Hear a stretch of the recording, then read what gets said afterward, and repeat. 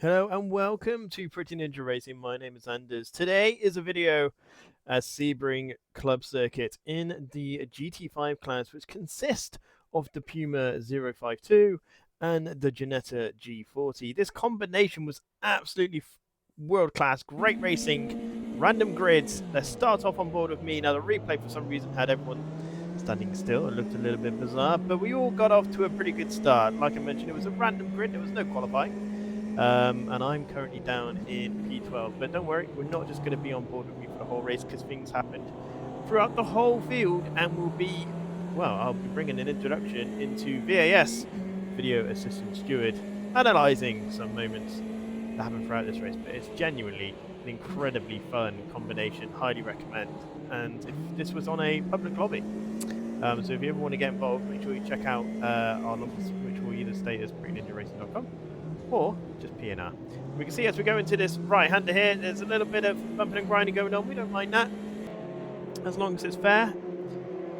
And I move up into P10 with a fairly decent start, trying to keep it around the outside, keep enough space. We can see there that Guzzler gets a little bit of a knock out the way by Zuri, and then tries to take a bit of road, on which I am on.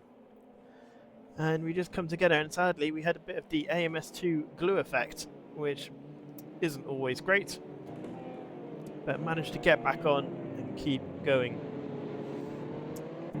So there is Guzzler there, sadly being the victim of two incidences.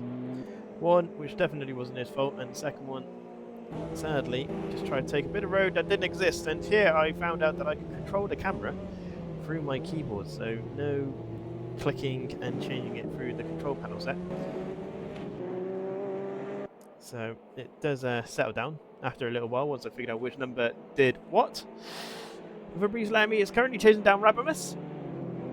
In P5 we got Hewis Hamilton from the Pretty Ninja community as well in P1. Marcy, who was an incredibly quick driver all evening with us. We did 3 races on Wednesday night. Hopefully they had a good bit of fun, and we can see that Jamski and I are going side by side into the right-hander, and I just managed to squeeze the inside and a bit of net code going on there. And sadly, knocking Jamski off the track, who didn't have the best of races. Car, well, for some reason, he just couldn't quite get the same sort of acceleration that everybody else had. So whether that was to do with setup, not sure. But yeah, just couldn't quite get the same sort of pace that everyone else had through the night before. As we head up to take a look at Marius, who, as I mentioned, and Marcy, who were very quick all evening on our public lobby, all battling Hewis Hamilton in the Puma. So it's 2 Pumas against 1 Ginetta at a minute in the top 3. And he's just trying to find a way to get past Hamilton, who is defending pretty strong here in this 7-lap race here at Sebring Club. And it's just the right sort of length. It's got enough corners in there. The straights are long enough to, you know, get the most out of the car, but also the corners aren't too, well, they flow quite nicely, I find, at Sebring, even though it's a circuit with a lot of bumps.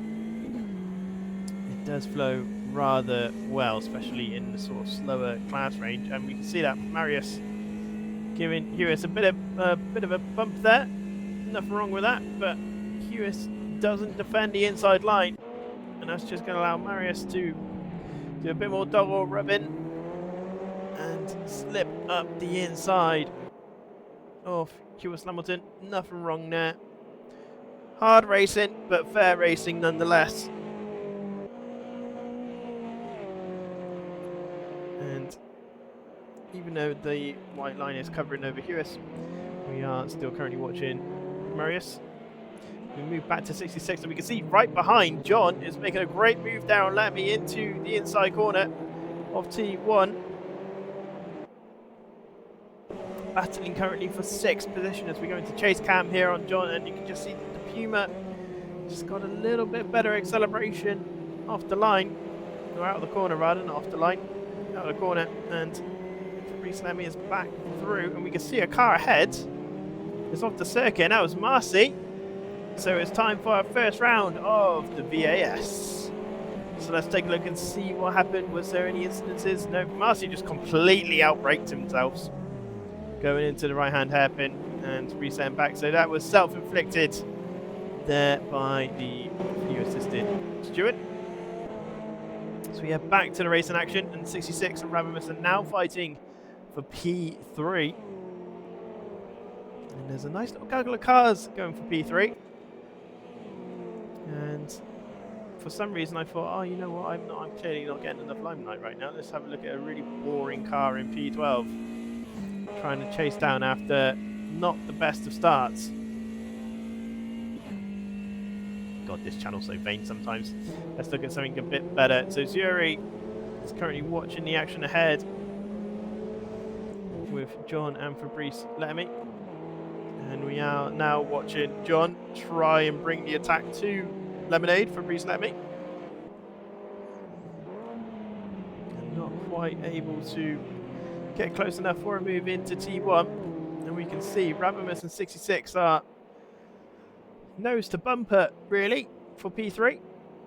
66 just trying to force Rabimus to give way, but Rabimus, it's not really like that.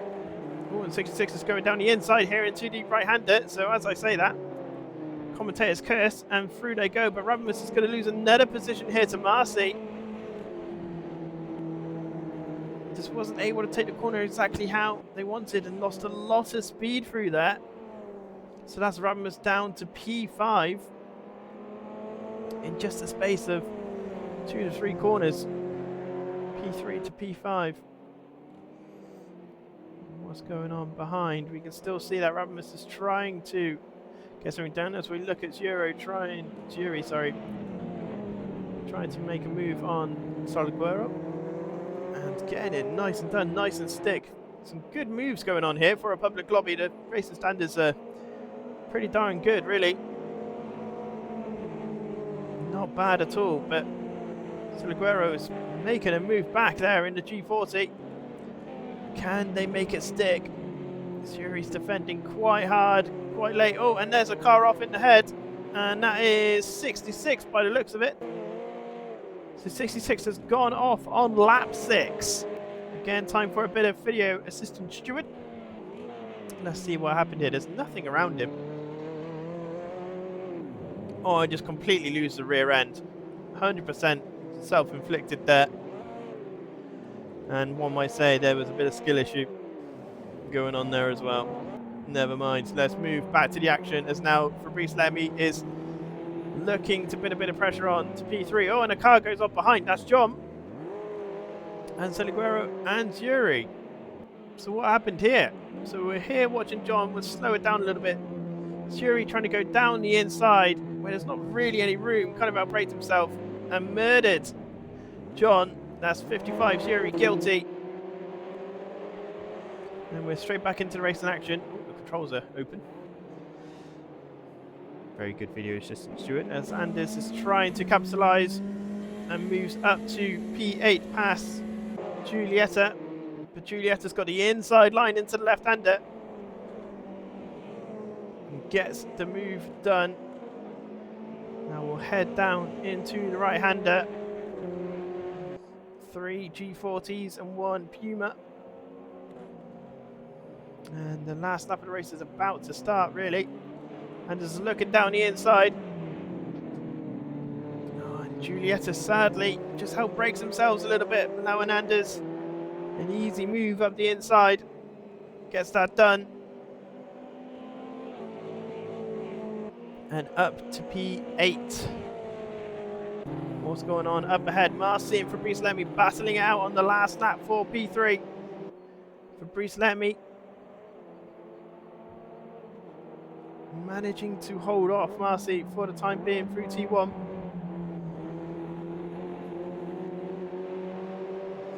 But can Marcy make anything of it?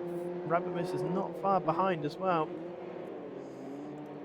And Salguero is also made some good progress here, moving up to P6. So it does look like a few of the cars that started further behind are not doing too badly at all.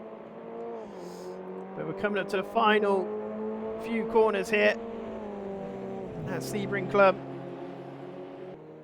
Can Marcy get anything done? He's looking close enough to make a move, but Fabrice Lemieux's just defending that line slightly.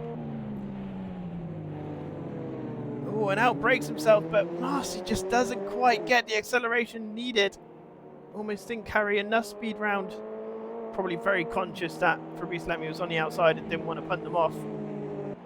And over the line they go, and Rabimus almost getting enough of a drive. Marcy doing the obligatory after race punt. Anders finishing P8, not P7. I don't know why Rabimus moved down to P9 there, unless they had a time penalty of some sort.